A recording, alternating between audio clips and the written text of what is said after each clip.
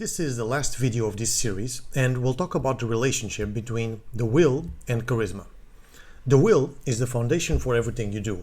You may think that you only want personal or sexual magnetism or something similar, so the will is secondary to your life's objectives. But as soon as you start working with energy, with your body and mind, you'll soon find the will essential in all aspects of life. The will connects your conscious mind with everything else. It's in the center of yourself, with your emotions, thoughts, and energy surrounding it, with different layers. It's hard to develop magnetism without a solid will, simply because you need to change deeply ingrained habits, thoughts, and energy. In other words, your unmagnetic habits. And the will helps you connect all of this together while bringing you to a life with awareness and conscious behaviors. It will be very hard to stay unconscious, yet develop the magnetism that you seek.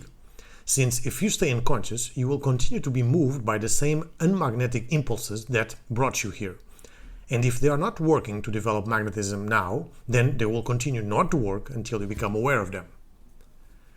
For me, it's fascinating that we are the only species in the planet that can be aware of our impulses. If you think about it, animals only follow those impulses without any kind of awareness. They have no choice and no freedom. Sure, we can condition them to eat at a certain time, to salivate at the ring of a bell, to do all sorts of chores, but they cannot be conscious of those impulses. They will be forced to follow them. On the other hand, we may feel hunger and yet not eat. We can choose not to eat if we want to.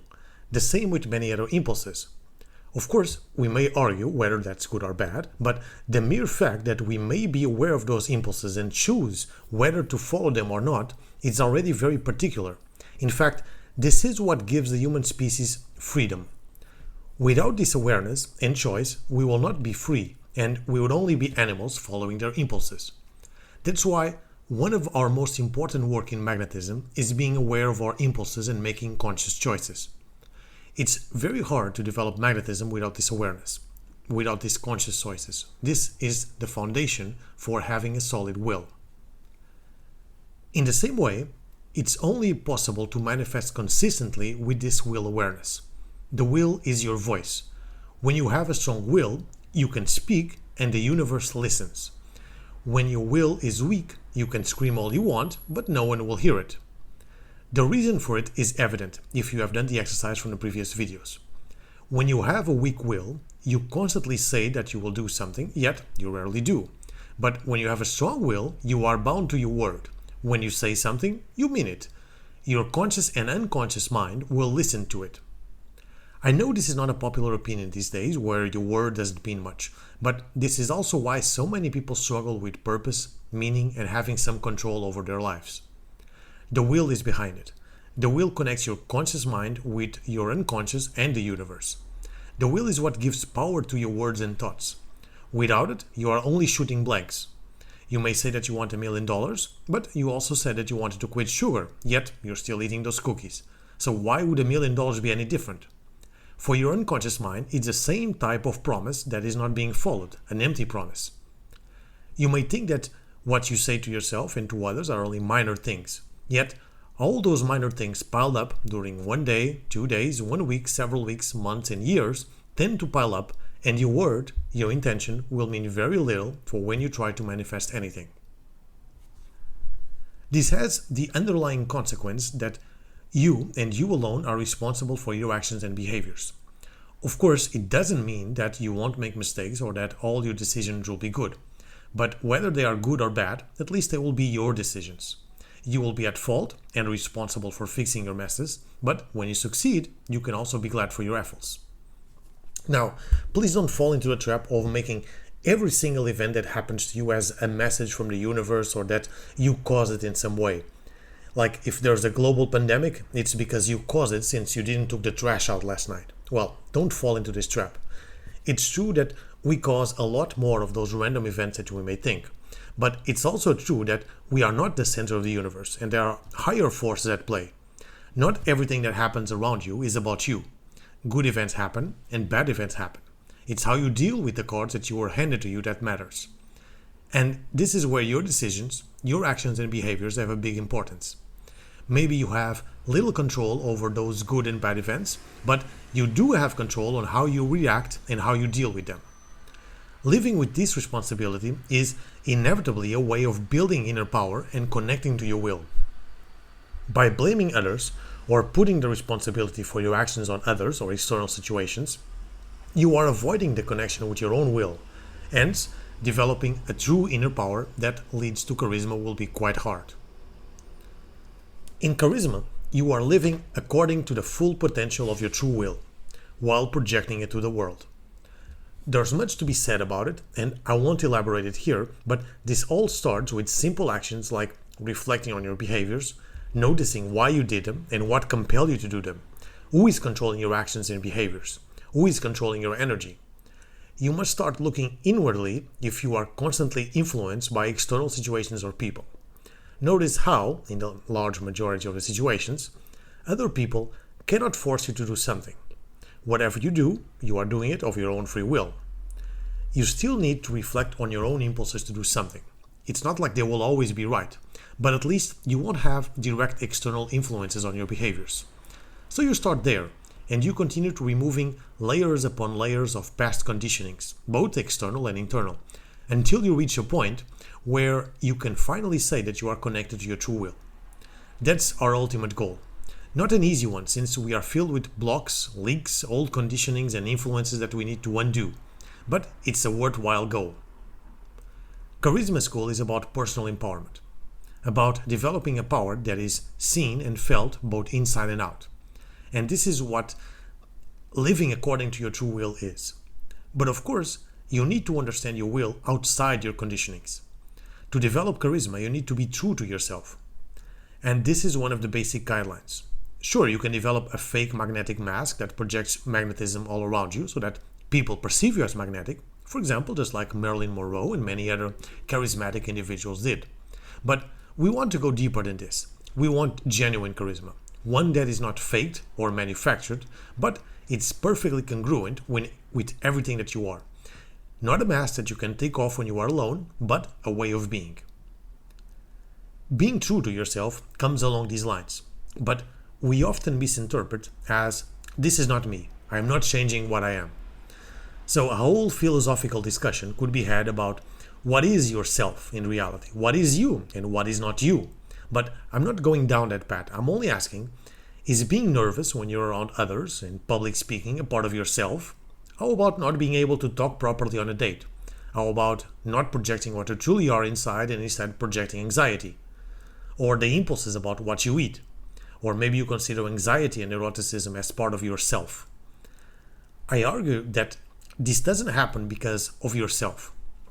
Instead, it only happens due to internal blocks that were created probably during the early portions of your life that now make you act in specific ways that you would prefer not to.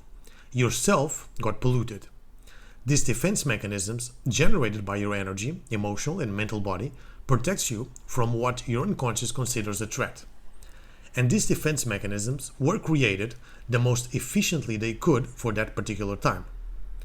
Yet these internal blocks are not you. They are not yourself.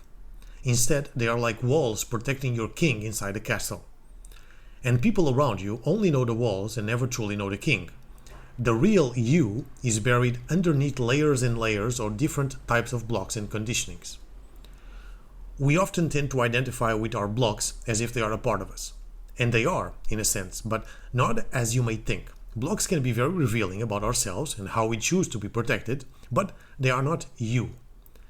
If you let go of the inefficient defense mechanism that you may have, you can express your true self a lot better. You want to let go of those irrational defense mechanisms preventing you from doing what you genuinely want. Maybe you want to expand your magnetism in your work presentations, but you have a block preventing it. Is this block you? Is this block an expression of your true self? Of course not. It's a defense mechanism that was useful sometime in the past, but it's no longer helpful. So it's limiting for you. I'm sure you now have other conscious way of defending yourself that are much better than the unconscious and irrational blocks that were most likely created when you were in your infant years. Although this block may be revealing of yourself in the way that it manifests, it's actually limiting you, not allowing you to do what you want to do. So you need to understand it, let go of it, and ensure your system understands that you have other tools for handling this and no longer need it.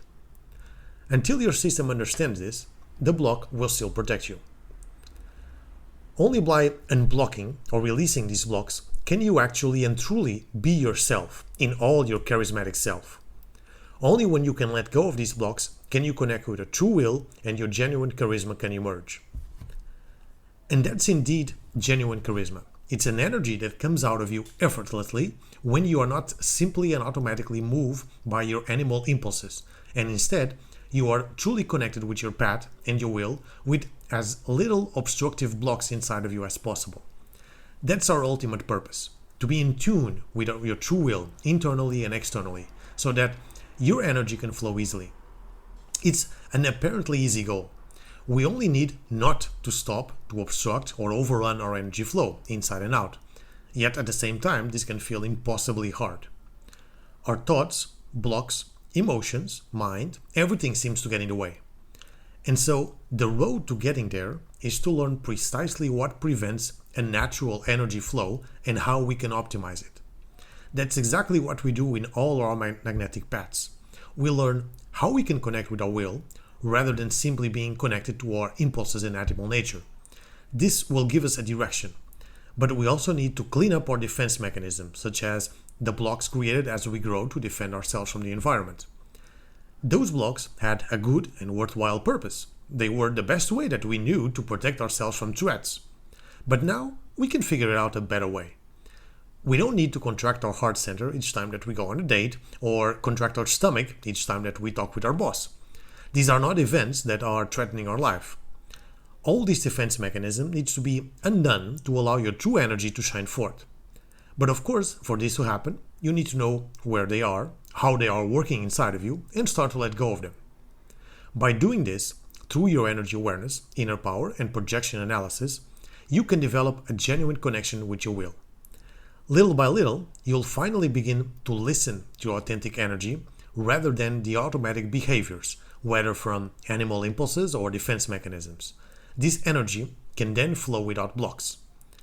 And this will give you the answers that you seek to your purpose and other decisions in life. That's the ultimate goal of our path of magnetism and charisma. This is the end of this free course on the will. The goal was to give you an introduction to the will, willpower, and its importance in your magnetic and charismatic development. As you can imagine, a lot more can be said about the will, and that's what we develop in our trainings, particularly the 10 steps to inner power, followed by will mastery, or the unblocking process to let go of the blocks that we talked about in this lesson. We go in depth into the development of this amazing power inside of yourself. I hope you continue your training and see you soon.